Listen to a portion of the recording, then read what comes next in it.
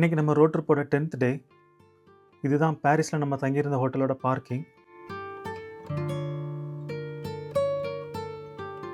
இன்றைக்கி நம்ம original plan என்னென்னா, பாரிஸ்லேருந்து பெல்ஃபோர்ட்டுக்கு 420 கிலோமீட்டர் ட்ராவல் பண்ணி நெக்ஸ்ட் டே அங்கேருந்து சுவிஸுக்கு போகிற மாதிரி.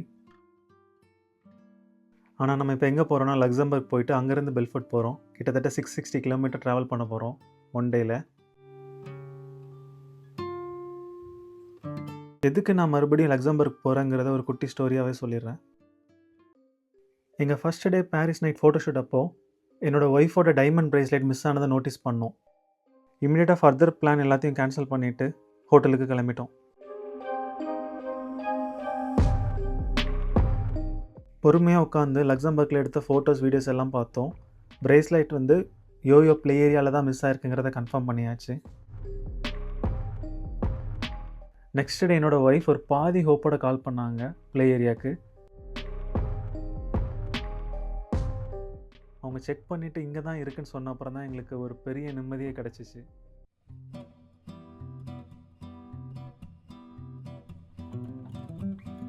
அவங்கக்கிட்ட ஒரு 2 டேஸில் கலெக்ட் பண்ணிக்கிறோன்னு சொன்னோம். அதான் பாரிஸ் முடிச்சுட்டு ஸ்ட்ரெயிட்டாக லக்சம்பர்க் கிளம்பியாச்சு. இதுதாங்க நம்ம நிம்மதியை திருப்பி தந்த லக்சம்பர்க்கில் இருக்கக்கூடிய ப்ளே ஏரியா.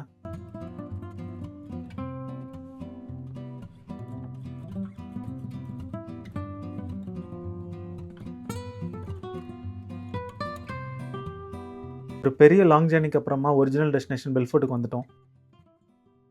நான் எதுக்கு பெல்ஃபோர்ட் சூஸ் பண்ணேன்னா, இங்கேருந்து நெக்ஸ்ட் டே சுவிஸ் சென்டர் அது ஈஸியாக இருக்கும். அங்கேருந்து நம்ம ஜேர்னி ஸ்டார்ட் பண்ணிக்கலாம்.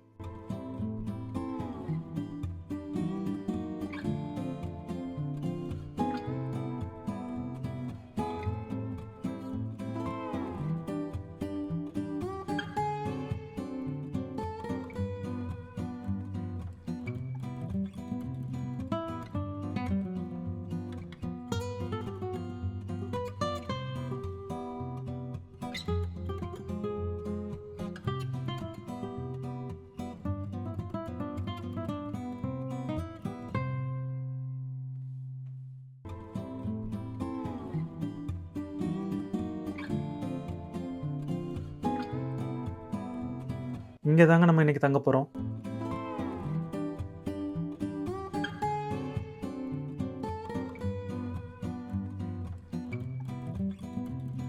இங்கே இருக்கக்கூடிய ஒரு இந்தியன் ஹோட்டலில் சாப்பிட்டுட்டு இன்றைக்கி டேயை நாங்கள் முடிச்சுக்கிறோம்.